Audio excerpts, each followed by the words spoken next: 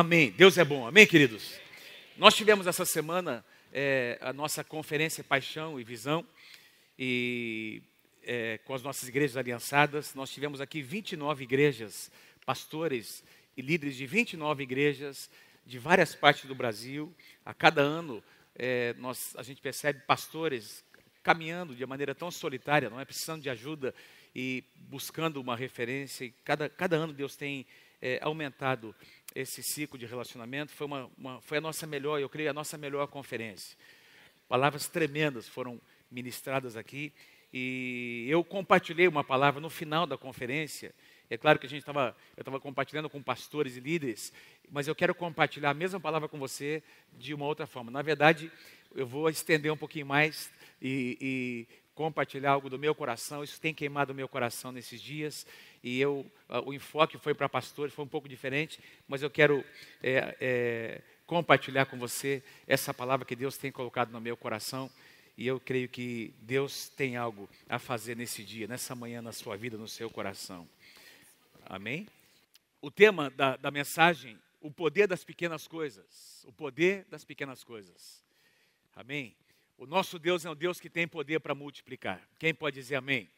O nosso Deus é um Deus que tem poder para pegar aquilo que nós consideramos pouco, que nós consideramos limitado, e ali Ele enxerga. O nosso Deus é um Deus que vê o potencial das coisas, Ele enxerga o fim desde o começo, Ele enxerga mais do que nós podemos ver, amém? E Ele quer nos dar olhos espirituais para enxergar grandes coisas com aquilo que nós consideramos que é pequeno e limitado.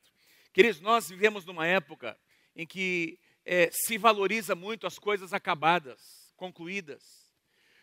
O nosso mundo capitalista, ele valoriza muito o que já está pronto, o que já está estruturado.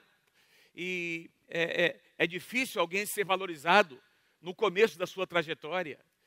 É difícil alguém ser reconhecido ou alguém compartilhar, quem sabe, as dificuldades que ele teve, ou as oportunidades, as poucas oportunidades.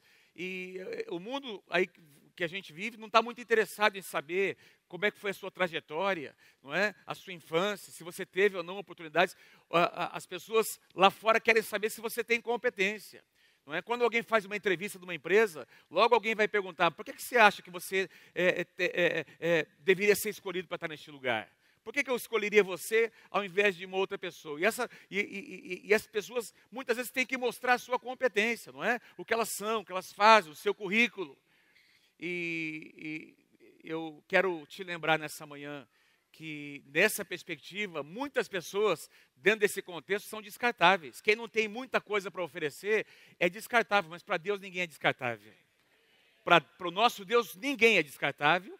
E aquilo que as pessoas, o mundo considera pouco e que nós muitas vezes consideramos pouco e limitado, Deus enxerga o potencial, Deus vê o final, Deus vê aquilo já estruturado, não é? Às vezes nós estamos enxergando uma situação em cacos, por causa de uma situação difícil que nós passamos, mas Deus não vê cacos, Deus vê um vaso reconstruído.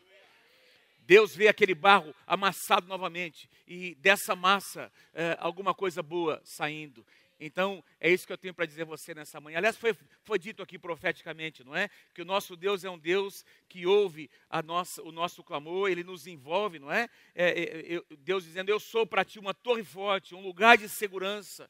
Eu tenho poder para te guardar, não é? Com muros de proteção.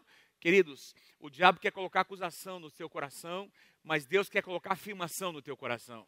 O diabo quer dizer quem você não é, o que você não faz. Ele quer apontar as suas limitações. Ele quer lembrar você do que você prometeu e não conseguiu cumprir. Deus quer te lembrar daquilo que a palavra dele diz ao teu respeito, aquilo que você ainda será nele. Deus enxerga isso e Deus quer que você também enxergue em nome de Jesus.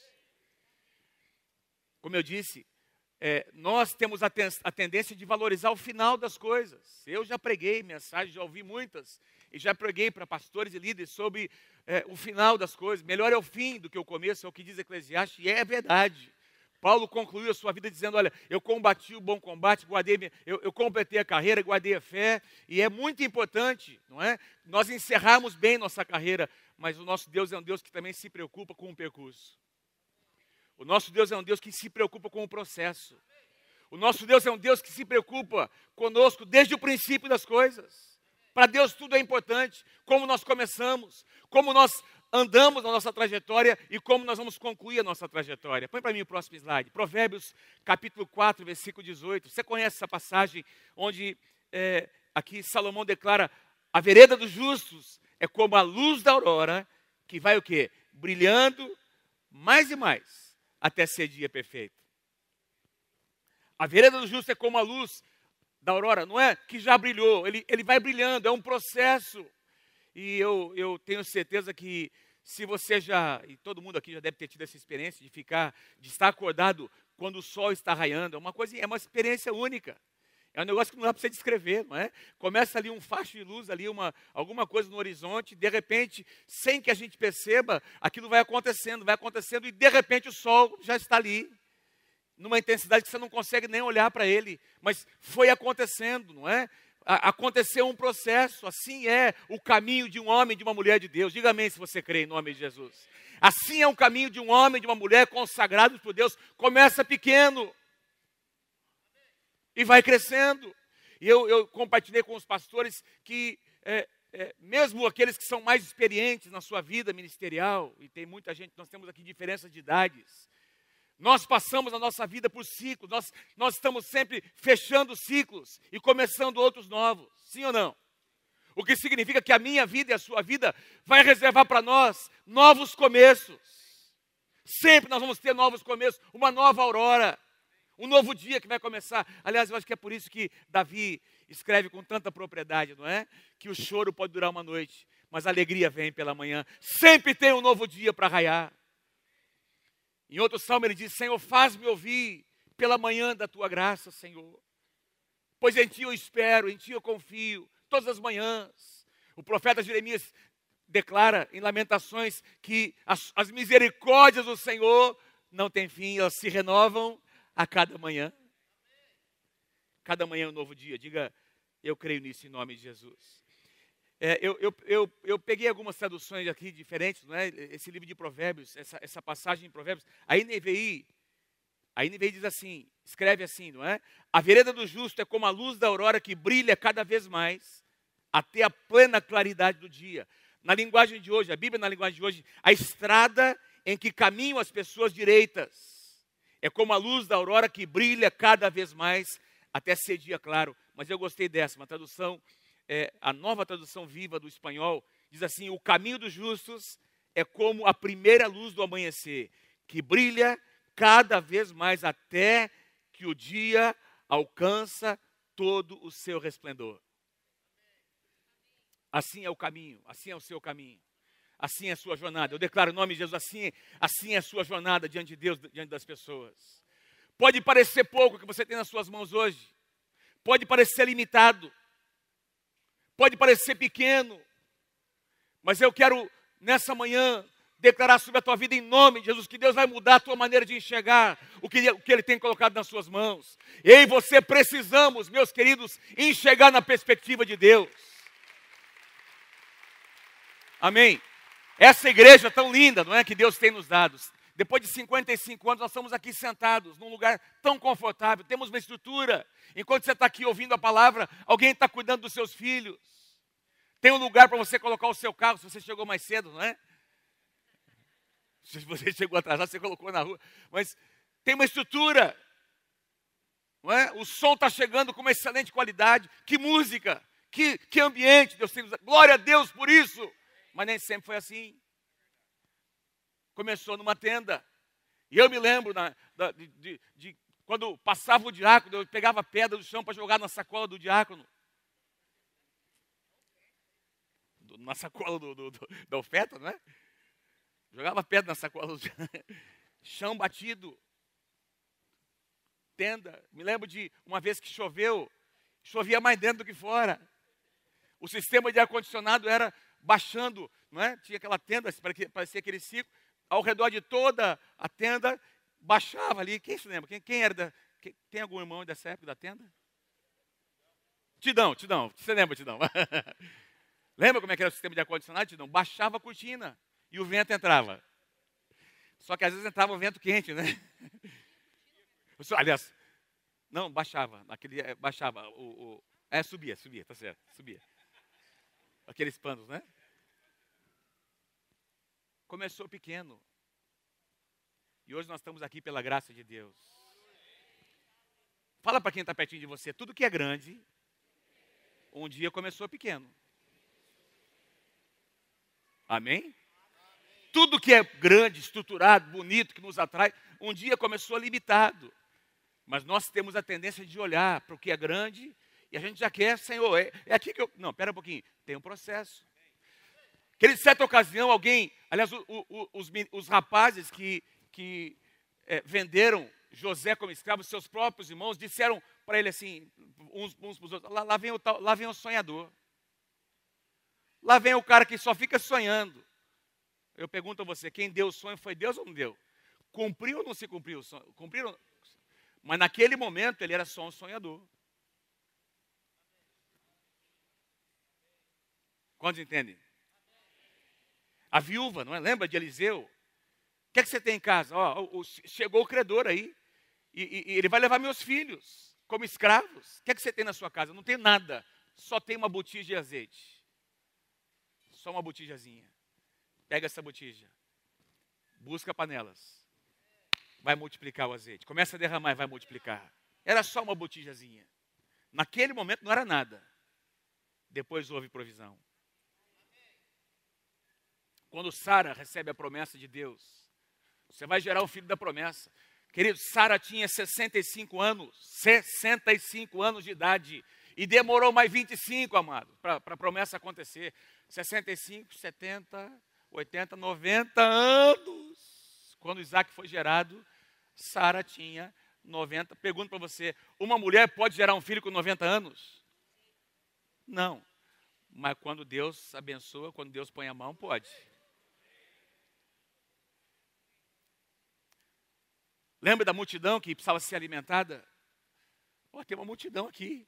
O que a gente faz? Manda o povo embora. Espera um pouquinho, o que vocês têm aí? Alguém trouxe alguma coisa? Tem um moleque ali que trouxe 5 pãezinhos e 2 peixinhos. Traz para mim. E com 5 pães e 2 peixinhos, o que era pouco, se tornou muito. O que era desprezível, alimentou uma grande multidão.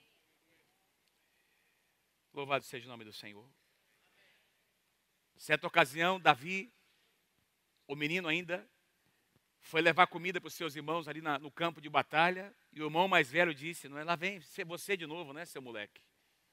Onde é que você deixou as ovelhas que você deveria estar cuidando delas? Você colocou alguém para cuidar das ovelhas? Ele tinha deixado alguém para cuidar das ovelhas. E o irmão de Davi questionando. O que é que você pensa que é? Aquele menino, queridos, que mal conseguia usar a armadura de um soldado, tornou-se um dos maiores guerreiros do Antigo Testamento e o maior rei que Israel já teve, o rei Davi. Era só um moleque, era só um menino. Fala para quem está pertinho de você, não olhe para a tua limitação. Não olhe para a tua limitação. Amém? Quem recebe essa palavra, diga, eu recebo em nome de Jesus. Quero ler com vocês um texto em Zacarias, capítulo 4, versículos 9 e 10. Zacarias 4, versículos 9 e 10. E eu vou explicar o contexto. As mãos de Zorobabel colocaram os fundamentos deste templo. Suas mãos também o terminarão. E assim saberão que o Senhor dos Exércitos me enviou a vocês. O profeta Zacarias declara.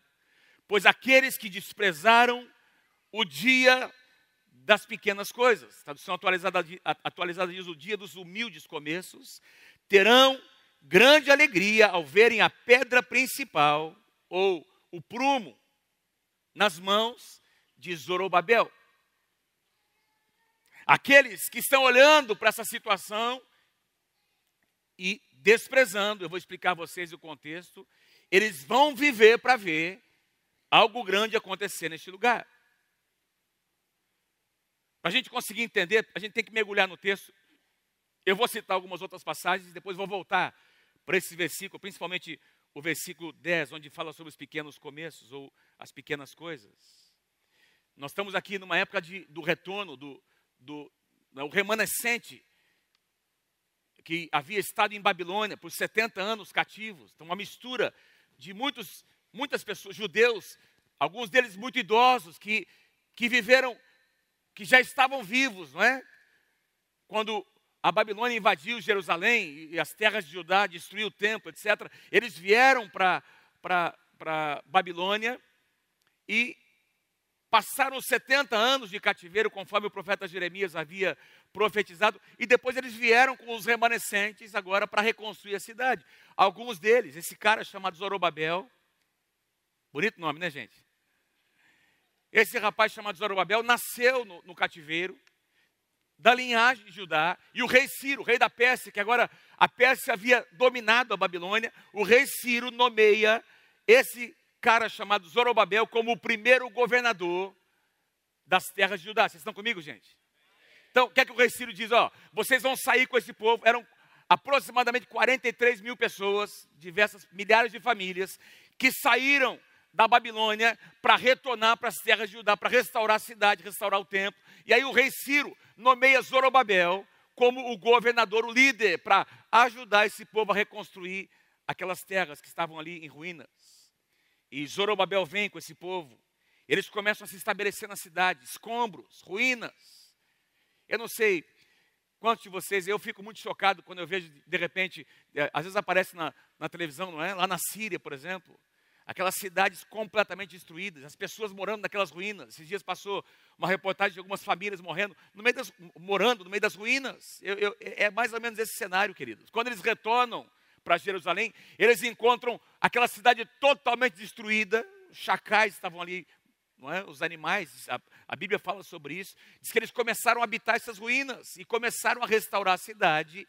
E a primeira coisa que Zorobabel restaura, porque eles decidem restaurar o templo primeiro, e antes de restaurar o templo, lançar os fundamentos do templo, eles reconstroem o altar. Quantos aqui creem que o altar é importante na nossa vida? Primeira coisa que eles restauram, o altar ao Senhor, começam a sacrificar a Deus, reúnem os sacerdotes, os levitas, e eles decidem, meus queridos, lançar os fundamentos do templo, começam a restaurar. O templo estava em ruínas. Quando Nabucodonosor invadiu Jerusalém, ele destruiu o templo. Diz que houve um grande incêndio naquele lugar. Levaram todos os utensílios da casa do Senhor, inclusive, provavelmente a Arca da Aliança foi levada para nunca mais ser encontrada. Os utensílios foram levados. Lembra? Quando quando aparece aquela visão para o último rei da Babilônia, não é? Ele tinha reunido aqueles oficiais do seu governo e eles trouxeram os utensílios do templo de Salomão para zombar do Deus de Israel. Lembra dessa passagem? E aí aparece aquela inscrição na parede e Daniel traz a interpretação. Esses utensílios agora foram trazidos.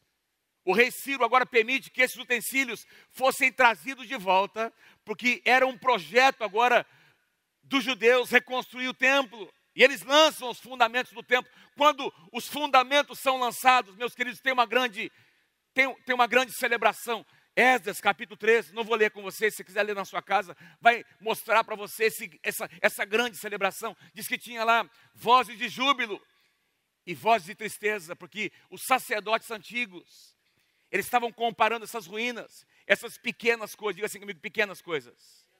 Diga assim, esse pequeno começo. Vocês estão me ouvindo aí? Diga assim, esse pequeno começo. Pequeno, limitado, desprezível. Os sacerdotes que conheceram o templo de Salomão estavam olhando para os fundamentos, vendo aquelas ruínas e começaram a desprezar, juntamente com alguns inimigos, porque tinha naquelas terras também estrangeiros que passaram a morar ali nas terras de Judá. Eles começaram a desprezar, começaram, não é, a falar mentiras, ao ponto, meus queridos, eles mandaram cartas de volta para o rei Ciro, rei da Pérsia, e o rei Ciro mandou uma ordem, que a obra fosse paralisada por 16 anos, 15, 16 anos, essa obra foi paralisada. A obra foi paralisada, amados. E depois de 15, 16 anos, Deus começa a levantar os seus profetas. Louvado seja o nome do Senhor. Deus começa a levantar profetas como Ageu e Zacarias. E Ageu, ele declara, Deus faz uma convocação para esse povo, dizendo, olha, vocês não devem olhar para as coisas desprezíveis. Presta atenção, a glória dessa última casa. Vocês que estão comparando essa casa com a primeira, Deus está dizendo, eu estou aqui para falar para vocês que a glória que virá sobre esta casa será muito maior que a da primeira. E neste lugar, Deus disse, eu trarei a paz. Eu vou trazer a paz neste lugar. Quero aqui fazer um parêntese. É claro que a glória do templo natural nunca mais foi como o templo de Salomão. Porque, por exemplo, a Arca da Aliança nunca mais foi encontrada. Desde que Nabucodonosor invadiu a cidade de Jerusalém, a Arca da Aliança, que representava a própria presença de Deus, nunca voltou para este lugar. Nunca mais foi encontrada. O que Ageu está profetizando é sobre uma casa maior. Uma casa espiritual, que somos nós, a igreja do Senhor Jesus Cristo. Vocês estão comigo aí, gente? Então, essa casa profetizada por Ageu, não dizia respeito tanto a uma casa natural, mas uma casa espiritual que um dia Deus edificaria. Mas os profetas vieram para profetizar, se levantem, Deus está fazendo algo lindo. Veja o que Esdras escreve em Esdras capítulo 5, versículos 1 e 2. Ora, os profetas Ageu e Zacarias profetizaram aos judeus de Judá e de Jerusalém. Lembra, a obra estava parada. E eles profetizaram. Então Zorobabel e Jesua começaram a reconstruir o templo de Deus em Jerusalém. E os profetas de Deus estavam com eles e os ajudavam. Meus irmãos, se você olhar para trás na sua trajetória, você vai se lembrar de que na sua vida Deus levantou profetas do Senhor para te animar, te abençoar, levantar você. E você está aqui porque Deus colocou profetas de Deus na sua vida, pastores, pais espirituais. Deus permitiu que pessoas se aproximassem de você para trazer cura ao seu coração. Esses profetas ali se levantaram, profetizaram. E diz que animados pela palavra dos profetas, meus queridos, eles começaram a reconstruir e foi dentro desse contexto, põe para mim o próximo slide, que Zacarias profetizou o que nós lemos antes. Aqueles que desprezaram o dia das pequenas coisas, que estavam zombando do que é limitado, eles viverão para ver essa obra reconstruída. Eles terão grande alegria ao verem a pedra principal nas mãos de Zorobabel. Atualizada diz, quem despreza o dia dos humildes começos, alegrar-se-á vendo o prumo na mão de Zorobabel. Linguagem de hoje, e os que deram valor a um começo tão humilde, vão ficar alegres quando virem Zorobabel terminando a construção do templo. Veja Esdras capítulo 6. Depois dessa grande motivação que os profetas trouxeram, eles concluíram a obra. Dessa maneira, os líderes dos judeus continuaram a construir e a prosperar, encorajados pela pregação dos profetas, Ageu e Zacarias. Amém, queridos?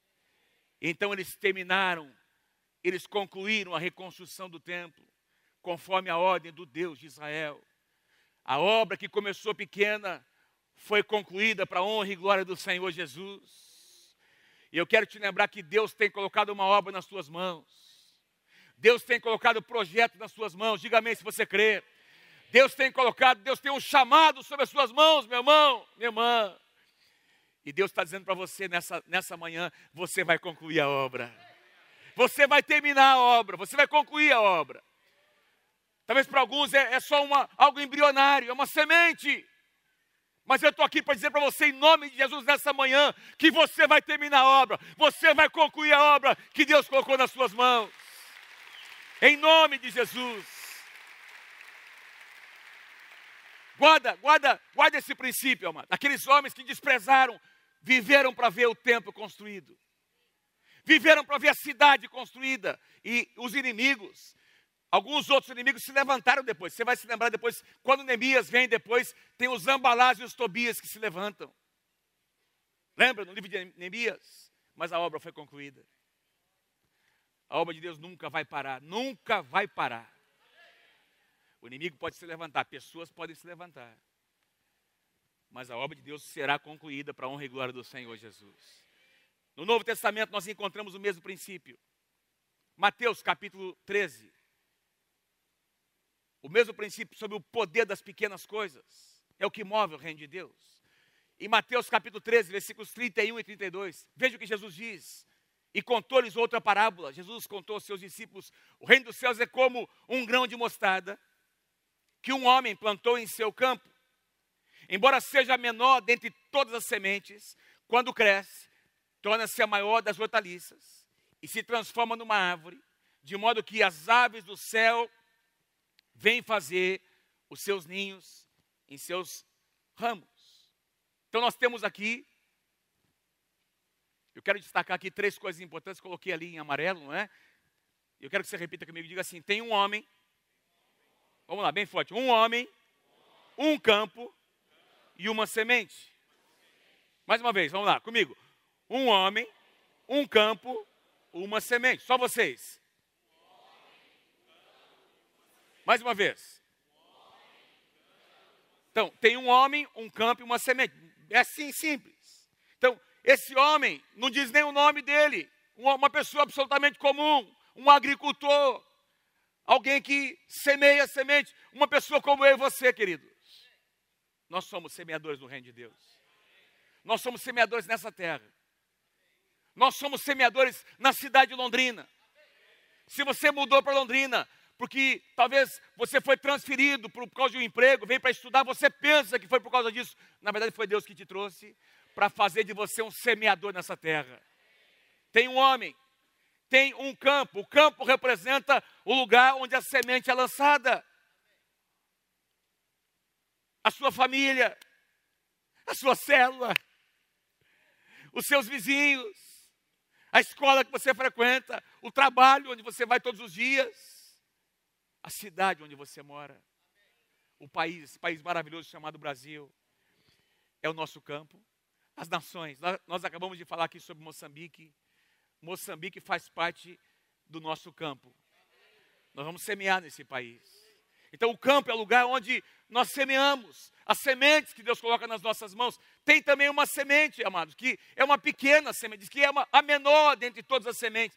E Jesus não chama nem de semente, chama de grão. É tão pequenininho que Jesus não chamou nem de semente, é um grãozinho. Faz assim comigo, um grãozinho. Faz assim, assim, pequenininho. Vamos lá, vocês não estão fazendo comigo, vamos lá. Faz assim, pequenininho. Faz assim, é um ato profético isso nessa manhã. Queridos, às vezes, o que Deus colocou na tua mão parece ser algo tão pequeno. Eu não sei quem aqui já viu a semente de mostarda. Quando nós fomos para Israel, nós trouxemos um pacotinho. É uma bolinha assim, umas bolinhas pequenininhas. Tem assim, talvez 1 milímetro de diâmetro. Lembra, Trajano, que nós trouxemos? É um negócio pequenininho. Mas é poderoso. Dentro daquele negocinho ali pequeno, tem um potencial. Jesus está dizendo que dentro dessa sementezinha, que é a menor das sementes, tem uma grande árvore. E essa grande árvore tem milhares de sementes. Que dentro dessas sementes também tem milhares de árvores. Quantos entendem o que eu estou dizendo? Jesus está dizendo uma pequena semente. É tão pequena que Jesus chama de um grão, um pequeno grão. Agora, esse homem, esse cara, esse semeador é um homem de fé, irmãos. Porque ele vê o potencial, e mais do que isso, presta atenção nesse princípio, ao invés de comer essa semente, ele planta a semente. Deus tem colocado sementes nas suas mãos, e você precisa fazer uma escolha, ou você come, ou você planta. E eu vou dizer para você uma coisa, comer é bom e é gostoso, é fácil, é confortável, mas se você comer tudo que Deus colocou nas suas mãos, você não vai ter para semear. E tem aqui um princípio importante. Veja como é importante isso. Nós temos alguns exemplos nas Escrituras. Por exemplo, os mesmos 5 pães e 2 peixinhos que eu citei no início dessa mensagem, alguém teve que semear para que uma multidão pudesse ser alimentada. Um dos discípulos se aproximou daquele menino. Imagina, pensa na história. Vamos entrar na história. Pensa na mãe do menino. Você vai, mãe, o mestre está vindo aí, o cara é poderoso, ele faz milagres. A mãe falou, então você quer ir, meu filho? Leve esse lanchinho aqui. Preparou com todo carinho 5 pãezinhos. Aliás, 5 pães e 2 peixinhos. Essa aqui é para você, tá? Não dá para ninguém. Isso aqui é teu. Guarda, leva. Isso aqui. Na hora de comer, vai num lugarzinho separado ali, não é? O qualquer mamãe faz, não é? Isso aqui é para você, meu filho. E esse menino leva, e no meio da multidão alguém diz, não tem nada, só tem um moleque ali que tem 5 pães e 2 peixinhos. Aí Jesus diz, fala para ele trazer. Agora imagina o cara que foi pedir para o menino. Imagina o discípulo que foi pedir para o garoto, será que você podia, por favor? E nós encontramos uma criança que é um semeador no reino de Deus. Ele abre mão dos seus 5 pães e 2 peixinhos. E depois, no final da história, tem um monte de cesto que sobrou. 12 cestos, é isso? Cheios. Ele pôde comer muito mais do que só os 5 pães e 2 peixinhos. Mas aquele garoto teve que fazer uma decisão. Eu vou comer ou eu vou semear? Lembra de Elias e a viúva de Sarepta, lembra? Diz que ele profetiza, vem fome sobre a terra, e ele vai para uma terra, não era nem Israel, queridos, era numa cidade chamada Sarepta, era um povo pagão, mas essa mulher tinha ouvido falar do profeta. O profeta Elias vem e diz, olha, o que você tem em casa? Eu tenho só um punhadinho de azeite, um pouquinho de farinha, vou fazer um bolo para eu e meu filho comermos, e a gente vai morrer depois. É a nossa semente. O que é que Elias diz? Negativo, faz para mim primeiro. Semeia o que você tem na sua mão. E assim diz o Senhor, se você semear, a farinha não vai faltar. E o azeite vai se multiplicar na sua casa. Nunca mais vai faltar.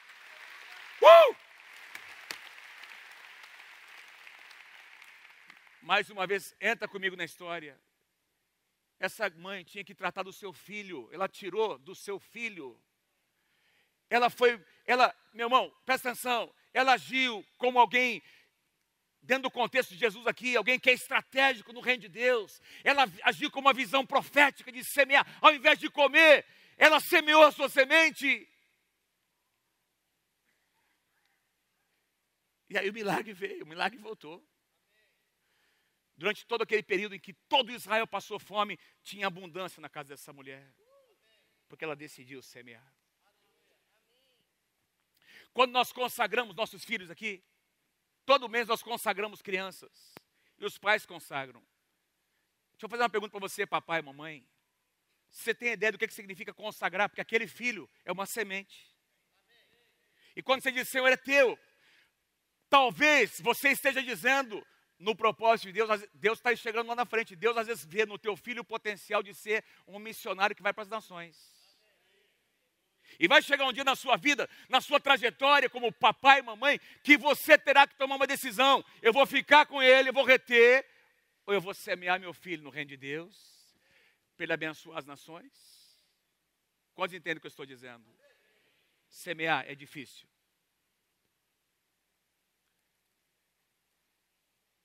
Você paga um preço para semear. Se tem um exemplo aqui para os pastores, nós comemos aqui, aqueles dias, uma comida muito saborosa, que nós temos feito uma parceria com uma empresa, o irmão o Carlos, né? Estou chamando de irmão já porque eu creio que ele vai, né? O irmão Carlos, né? A gente tem feito uma parceria muito legal com ele. E eles fizeram um arroz, a carne estava boa, estava tudo gostoso, mas o arroz e feijão estava assim especial. Pensa no arrozinho e feijão. É bom demais, não é? Arroz e feijão. Mas atrás daquele arroz e feijão que você come, que você senta para comer, de maneira tão saborosa e confortável, tem muito trabalho, tem muita semeadura. Alguém levantou de madrugada, muitas vezes, para preparar a terra, para plantar a semente, para proteger aquela planta, proteger das pragas, para fazer a colheita, guardar a semente em algum lugar. Teve muita coisa que aconteceu até aquele prato de arroz e feijão delicioso chegar na tua mesa, porque alguém decidiu semear. Quando você entende que Deus está falando para você nessa manhã? Eu creio que para cada um de nós aqui tem uma colheita abundante. Vou dizer de novo, para cada um de nós, aqui embaixo, lá em cima, tem uma colheita abundante do Senhor, que Ele tem separado para cada um de nós. Mas não tem, presta atenção, não existe colheita sem semeadura. Você quer colher muito o reino de Deus? Semeie. Um homem, um campo, uma semente. Todo mundo aqui tem um campo. E Deus tem colocado sementes nas suas mãos. A pergunta é, o que você vai fazer com essas sementes? O último slide que eu quero passar a vocês. Põe para mim essa declaração. O aumento que Deus nos dá sempre está relacionado à nossa fidelidade nas pequenas coisas que Ele coloca nas nossas mãos. Sempre. Sempre tem alguma coisa que é pequena, que nós chamamos de pouco. Zorobabel teve que ser um homem muito visionário, meus queridos. Voltar para uma cidade com 43 mil pessoas e você conseguir mobilizar famílias e líderes para reconstruir uma cidade totalmente arruinada em ruínas, totalmente destruída, você tem que ter visão. E Ele traz essas famílias. Depois Deus levanta outros, Esdras, Neemias. Deus vai levantando os seus profetas, porque nós enxergamos o pouco, mas Deus enxerga aquilo resolvido. Deus enxerga o fim desde o começo. Talvez você esteja aqui nessa manhã, sentindo, declarando, pensando que o que você tem é muito pouco. Vocês estão comigo, gente? Eu pergunto a vocês, nessa manhã, quais são as sementes que Deus tem colocado nas suas mãos? Quais são as sementes? Talvez seja só um sonho. A sua semente hoje seja só um sonho que Deus te deu. É só um sonho, como José teve sonhos. Talvez a sua semente seja só uma palavra. Faz assim comigo, uma palavra, uma. Levanta, diga assim, eu só tenho uma palavra. Sabe, deixa eu dizer uma coisa, eu tenho falado isso em muitas mensagens. Se você tem uma palavra de Deus, você tem tudo. Se você tem uma palavra de Deus, você tem tudo. Planta essa palavra, planta essa semente, rega, alimenta, põe água, cuida dessa planta, porque ela vai crescer e vai produzir no tempo de Deus. Vai demorar um pouquinho, tem trabalho, tem muito trabalho, mas se você tem uma palavra durante toda a tua jornada, esta palavra vai te sustentar. Me lembro quando eu deixei a engenharia para estar no ministério de tempo integral, meus queridos. Foi uma experiência muito pessoal. De um dia para o outro, eu passei a receber menos, um pouquinho da metade no papel do que eu recebia como engenheiro. E sem promessa nenhuma de aumento salarial. Como engenheiro, eu teria uma carreira. Estava só começando, tinha lá meus 24, 25 anos de idade. Mas nós decidimos. Deus nos deu uma palavra. Eu quero dizer para você que na nossa trajetória ministerial, o que nos sustentou não foi arrepio, não foi ter caído, não foi ter ouvido grandes pregações. A única coisa que nos sustentou na nossa trajetória foi aquela palavra que Deus nos deu lá no começo. Uma palavra. Uma palavra de Deus. Gosto demais do exemplo de José. Por causa de uma palavra que ele recebeu, sonhos. Num só dia, todas as coisas mudaram. Num só dia, um dia. Alguém bateu na porta. José, o cara está chamando você. Troca a sua roupa, faz a barba, passa um desodorante bonito, gostoso aí. Passa o seu melhor perfume que o homem está te chamando. E ele saiu daquela cadeira para nunca mais voltar, para sentar no trono, para ser o segundo do reino. Sabe por quê? Porque José tinha uma semente. Ele tinha uma palavra.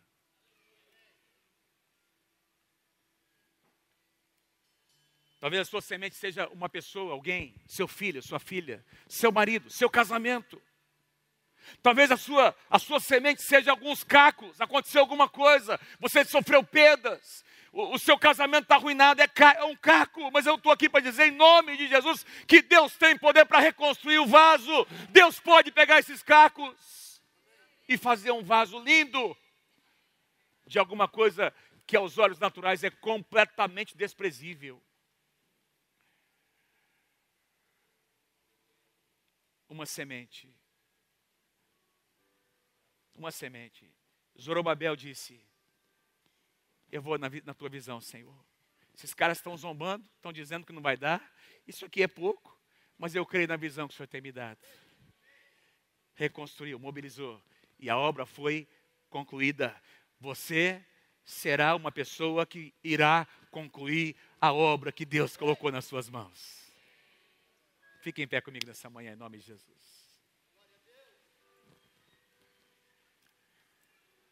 Aleluia, Senhor. Se você disse que essa palavra foi para você, se você tem lutado para enxergar as coisas, conseguir enxergar do ponto de vista de Deus, você tem lutado na sua alma, e na sua alma você tem dito, Senhor, é muito pequeno, é muito pouco, às vezes eu não consigo acreditar, Senhor, que isso aqui vai mudar. Quero te chamar aqui na frente. Quero pedir que você venha aqui, por favor, porque hoje é uma manhã que Deus te trouxe aqui para alargar a tua fé, para aumentar a tua fé. Deus te trouxe aqui para te dar olhos espirituais nessa manhã. Deus disse para Abraão, Abraão, sai da tua tenda, sai daí, vem cá, olha para as estrelas dos céus, assim será a sua descendência. Abraão, começa a enxergar como eu enxergo. E Deus está aqui para dizer a você, meu querido, sai para fora da sua tenda, venha enxergar as coisas como Deus deseja que você enxergue. Aleluia. Aleluia, Senhor. Vou pedir que nós cantemos uma canção, por favor. Vocês estão comigo aí, igreja? Eu vou pedir para você participar desse momento profético, para você estender as suas mãos aqui à frente, para você orar. Os pastores estão aqui, líderes, supervisores, nos ajudem, por favor, a orar por cada um desses irmãos e irmãs. Cada um tem que ser abraçado, cada um precisa receber uma oração nessa manhã. Não é por alguém. Vem aqui, rapidamente, líderes, supervisores, pastores, nos ajudem. Enquanto nós cantamos essa canção, em nome de Jesus.